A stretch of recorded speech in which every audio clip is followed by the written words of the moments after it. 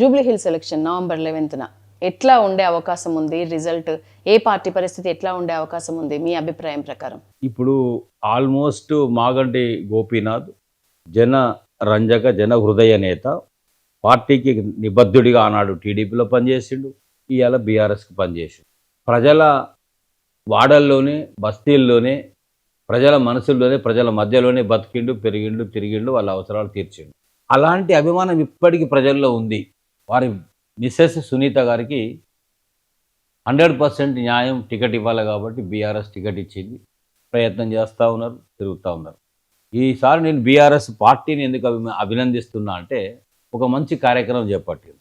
ఎన్నికల కార్యక్రమం లోపలనేమో కాంగ్రెస్ పార్టీ ఏమో ఏది ప్రామిసర్ నోట్లు, బాండ్ పేపర్లు, గ్యారంటీ కార్డులు, సంతకాలు పెట్టి బట్టి విక్రమార్క, రేవంత్ రెడ్డి పిసిసి ప్రెసిడెంట్గా బట్టి విక్రమార్క ఆనాడు అట్లా సంతకాలు పెట్టి, అవి కూడా వీళ్ళని కూడా నమ్మకపోతే ప్రియాంక గాంధీ సంతకాలు పెట్టి, రాహుల్ గాంధీ సంతకాలు పెట్టించి అన్నీ పంచారు జనాలకు.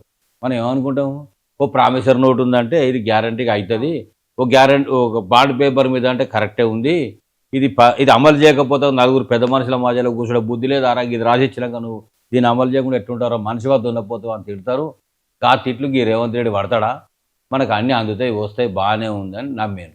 ఏ ఒక్కటి కూడా అమలు చేయకపోగా ఇవాళ ప్రజలకు 1,16,000 కోట్లు బాకీ పడింది. 10,000 కోట్లు కాంట్రాక్టర్స్కు బిల్లులు పెండింగ్, 10,000 కోట్లు బీఆర్ఎస్కి వీళ్లకు ఫీజు రియంబర్స్మెంటు బీఆర్ఎస్ పాలన కానుంచి ఇప్పటి వరకు అది పెండింగ్ ఉంది. ఈ 8,000 కోట్లు రిటైర్మెంట్ ఎంప్లాయీస్ పెండింగ్ ఉంది. 1,300 కోట్లు ఆరోగ్యశ్రీ పెండింగ్ ఉన్నాయి. 5,700 కోట్లు ఆడపిల్లలు పెండింగ్ ఉన్నాయి. 7,500 కోట్లు స్కూటీల పెండింగ్ ఉన్నాయి. 19,000 కోట్లు రైతు భరోసా ఎగ్గొట్టినవి బాకీలు ఉన్నాయి. 14,000 కోట్లు 14,798 కోట్లు రుణమాఫీ చేయాల్సినవి బాకీ ఉన్నాయి. ఇట్లా మొత్తం లెక్క చూస్తే ప్రజలకు ప్రభుత్వం అంటే కాంగ్రెస్ ప్రభుత్వం బాకీ ఎంత అంటే 1,16,000 కోట్లు. రేవంత్ రెడ్డి గారు 22 నెలల్లో తెచ్చిన బాకీలు ఎంత బయట అంటే 2,80,000 కోట్లు. 2,80,000 కోట్లు ఆయన తెచ్చిన అప్పు కనబడుతుంది. ప్రజలకు తాను హామీ ఇచ్చిన 6 గ్యారంటీలు 420 హామీల మేరకు బాకీ పడింది 1,16,000 కోట్లు కనబడుతుంది. ఇవన్నీ ఇట్లా ఉన్నప్పుడు బీఆర్ఎస్ పార్టీ ఏం చేసిందంటే, ఎవరెవరికి ఎంత బాకీ పడిందో ఈ ప్రభుత్వం, బీఆర్ఎస్ అందరికీ ఈ కాంగ్రెస్ ప్రభుత్వం బాకీ కార్డు అనేది ఒకటి తయారు చేసి అందరి దగ్గర ఇవ్వడం జరిగింది. అది చూసుకున్నాక ఒక్కొక్కరు గుండెలు బాదుకుంటారు. లెక్క చేసుకొని మా అమ్మ నాకు 40,000 ఇవ్వాలి, 50,000 ఇవ్వాలి, 30,000 ఇవ్వాలి, ఇక రాని గాడిద కొడుకులు వచ్చే ఓటేయమని ఎట్లా అడుగుతారో, ఇవి ఇచ్చినాకనే ఓటేస్తాను నేను, ఎవడొచ్చి అడుగుతాడో అడగని అని చెప్పి ఆ విధంగా ఉంటున్నారు. చాలా స్పీడ్గా రాకెట్ లాగా ప్రచారం దూసుకుపోతూ ఉంది. కాంగ్రెస్ పార్టీ మల్ల గుల్లాలు పడుతుంది. ఇది ఇక్కడ హైదరాబాద్ రంగారెడ్డిలో ఒక్క సీట్ రాలే, ఒక మల్లరెడ్డి రంగారెడ్డి తప్ప వీళ్ళకి రాలే. మరి ఎందుకు ఆ విధంగా జరిగిందని అంటే, ఆ విధమైనటువంటి అభివృద్ధిని చూసి వాళ్ళు పట్టం కట్టారు. ఇక్కడ అదే జూబ్లీ హిల్స్లో ఉన్నటువంటి ఒక ప్రజల మన్నన పొందినటువంటి నాయకుడు ఆయన సతీమణి సునీత. మరి ప్రజల యొక్క సానుభూతి, ఆదరణ అతనికి కనబడతా ఉంది. పార్టీకి కూడా ఇలా ఎక్కడికన్నా వెళ్ళి చూడమ్మా, నేనేదో కావాలని చెప్తున్నమాట కాదు ఇది. మొన్న దసరా కూడా ఈ వైపు తుంగతుర్తి వెళ్ళా, మొన్న పాలకుర్తికి వెళ్ళిన, అంతకుముందు నాగర్కర్నూలు వైపు వెళ్ళా, అంతకుముందు కరీంనగర్ వెళ్ళా, ఆదిలాబాద్ వెళ్ళిన. ఎక్కడ వెళ్ళైనా వెళ్ళి చూడండి, తిట్టిన తిట్టకుండా ఎన్ని తిట్లు ఉన్నాయో ఆ తిట్టుకు అర్థం తెలియకుండా మనం రాసుకుంటా కూడా కనబడాయి. ఎక్కడ వెతుకుతున్నా కూడా తెలియదు, కొత్త తిట్లు. అన్ని తిట్లు పడుతున్నటువంటి వ్యక్తి రాష్ట్ర ముఖ్యమంత్రి రేవంత్ రెడ్డి గారు కనబడతా ఉన్నారు. జనాలందరి నోళ్ళకి వెళ్ళిపోయాడు. అయితే ఇంత వ్యతిరేకత ఉన్నటువంటి చోట జూబ్లీస్లో కూడా వ్యతిరేకత ఉందా, ఆదరణ ఉందా అంటే అక్కడ కూడా వ్యతిరేకత ఉంది. నిన్నగాక మన జూబ్లీ హిల్స్లో ఒక నాటకీయంగా ఏం చేశారంటే, ఎత్తుగడగా వాళ్ళ ఖబరస్థానని ముస్లిమ్స్కి ఒక ప్లేస్ ఇస్తారు, శ్మశాన వాటిక, అది స్థలం ఇచ్చిండు. ఈ రేవంత్ రెడ్డి గారు అన్నీ ఆదరబాదర పనులే ఉంటాయి, ఏదో చేసి బయటపడాలి. అక్కడ స్థలం ఇస్తే ఆ స్థలం వాళ్ళు వచ్చి ఇది మా స్థలం కోర్టులో ఉన్నదని, కోర్టులో పెండింగ్ ఇష్యూ ఉన్నదని చెప్పి ఆ స్థలం వివాదాస్పదమైంది. అరే ఎన్నికలు ఏదో చేసి ముస్లిమ్స్ ఓట్లు వస్తాయి అనుకుంటే వ్యతిరేకం అయిపోయిందని ఇంకో స్థలం చూసారు. ఆ స్థలం కూడా సుప్రీంకోర్టులో పెండింగ్లో ఉంది. అంటే ఈ రకంగా ఏదో ఒకటి చేసి మైనారిటీ ఓటర్స్ అక్కడ 70% ఉంటారు. 3,98,000 మంది ఓటర్స్ ఉంటారు. 2,07,000 మంది మేల్ ఓటర్స్ ఉంటారు. 1,98,578 మంది ఫిమేల్ ఓటర్స్ ఉంటారు. అంటే 3,98,000 దాదాపుగా ముస్లిమ్స్ ఓట్లే 1.5 lakh పైన ఉండేటువంటి పరిస్థితి ఉంటుంది. కాబట్టి అక్కడ ఎట్లా మరి ఆ ప్రభుత్వానికి కాంగ్రెస్ పార్టీకి అర్థం కావడం లేదు. అక్కడ ఇన్ఛార్జ్ పేపర్స్లో విన్నా పొన్నం ప్రభాకరు, అడ్లూరి లక్ష్మణ్, శ్రీధర్బాబు గారికి ఇన్ఛార్జ్ ఇస్తే ఒకరినొకరు తిట్టుకోవడము, అనుకోవడము, బాడీ షేమింగ్ గురించి. బాడీ షేమింగ్ ఇవాళ పొన్నం ప్రభాకర్ అడ్లూరి లక్ష్మణ్ అన్నాడు అని బాధపడేదేముందమ్మా. ఆయననే బుద్ధి ఉండాలి వీళ్ళకు. రేవంత్ రెడ్డి గారు కేటీఆర్ కొడుకును పట్టుకొని హిమాంశుని పట్టుకొని ఆయన బాడీ షేమింగ్ గురించి మాట్లాడినప్పుడే ఒక బుద్ధి తక్కువ ఇట్లా మాట్లాడవద్దు, వ్యక్తుల వ్యక్తిత్వాల మీద మాట్లాడాలి తప్ప, వాళ్ళ గుణగణాల మీద మాట్లాడాలి, వాళ్ళ సామర్థ్యాల మీద మాట్లాడాలి తప్ప బాడీ షేమింగ్ భగవంతుడు ఇచ్చేది నువ్వు మాట్లాడొద్దు అని ఆ మాట చెప్పుంటే ఇంత దూరం వచ్చేది కాదు. వీళ్ళు ఏం చేశారంటే ఆయన నుంచి వీళ్ళు కూడా నేర్చుకున్నారు. నేర్చుకొని వచ్చి పొన్నం ప్రభాకర్ గారు అడ్లూరి లక్ష్మణ్ మాట్లాడిన పరిస్థితి కనబడతా ఉంది.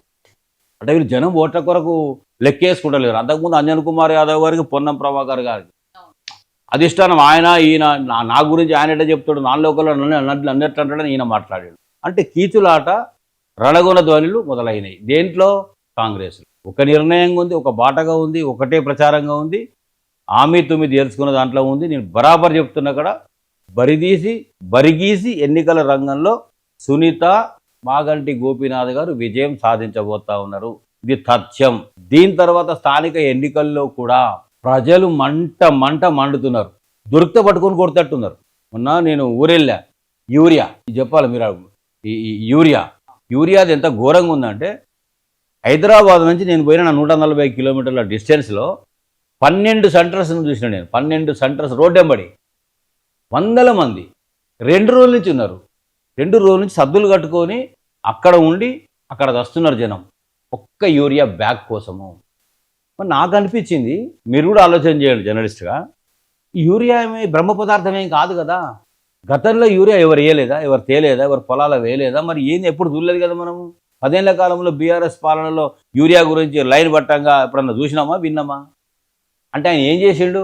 4 లక్షల మెట్రిక్ టన్నుల యూరియా అవసరమైన పరిస్థితుల్లో తెలంగాణ రాష్ట్రం ఏర్పడ్డది.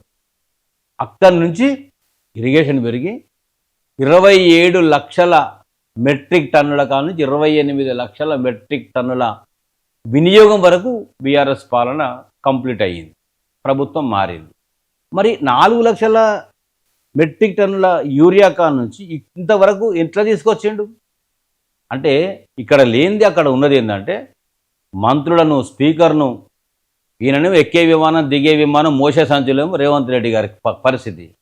అక్కడ యూరియా ఎక్కడ పెట్టి ఇండెంట్ పెట్టాలి, ఎప్పుడు పెట్టాలి, ఏ రాష్ట్రానికి ఎంత ఉంది, మన రాష్ట్రానికి ఎంత ఎక్కువ తెచ్చుకోవాలి, వినియోగాన్ని బట్టి, వ్యవసాయాన్ని బట్టి, ఇరిగేషన్ని బట్టి, అగ్రికల్చర్ని బట్టి తెచ్చుకోవాల్సిన దాంట్లో ఇండెంట్ పెంచి తీసుకొచ్చుకొని వేర్ హౌజెస్లు, ప్రైవేట్ గోడౌన్స్ కిరాయికి తీసుకొని వాటిల్లో స్టాక్ చేసుకొని సకాలంలో ముందస్తుగా యూరియా రిలీజ్ చేస్తే ఆ యూరియా ఎక్కడి నుంచి పోయేదో రైతులు ఎడికెళ్ళి తీసుకుపోయేదో అంటూ ఉన్నారు రైతులు.